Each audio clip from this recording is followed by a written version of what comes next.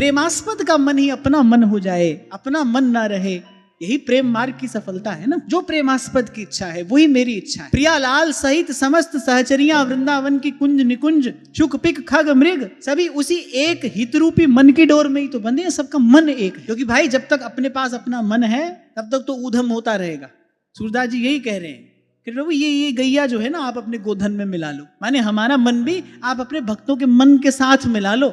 मुझे आपके अनंत अनंत भक्त है ना, फिर उस पंक्ति में हमको भी आप सम्मिलित कर लो। और ये जो चराने की दक्षिणा है ये आप हमसे पहले ही ले जाओ, हम अपनी ममता आपको देते हैं। भगवान को सबसे प्रिय भाव क्या है? जब भक्त कहता है प्रभु आप मेरे हैं। जब इस प्रकार साधिकार भक्त भगवान के सन्मुख होता है ना, प्रभु आप मेरे हैं। भोला भाला भक्त जब कहता है प्रभु आप मेरे हैं, मैं आपका हूं, तो ये भाव प्रभु को बड़ा प्रिय है। ममता, भक्त की ममता प्रभु को प्रिय है। वो चाहते हैं प्रभु अपनी अपनी मन भाई वस्तु ही तो मांग रहे हैं। भगवान कह रहे हैं अच्छा सबके ममता ताग बटोरी, ममता समेट कर ले आओ, मुझे वही चाहिए।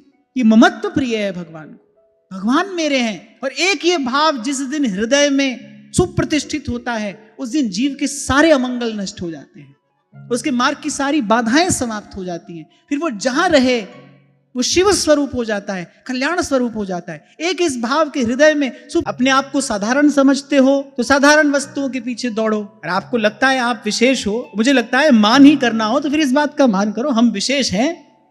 दुर्लभ वस्तु हमको मिलनी चाहिए, और दुर्लभ वस्तु यहां कही गई है। गिरिजा संत समागम समन लाभ कछु आन, ये दुर्लभ वस्तु है। कभी इच्छा होती है आपकी ईमानदारी से बताना कि ऐसे किसी सिद्ध संत का, ऐसे किसी दिव्य संत का हमको भी दर्शन हो? सनकादिक यही है, श्री नारद जी यही हैं, और इस सूक्ष्म जगत में कितने संतों की चेतनाएं विचरण कर रही हैं, भजन कर रही हैं।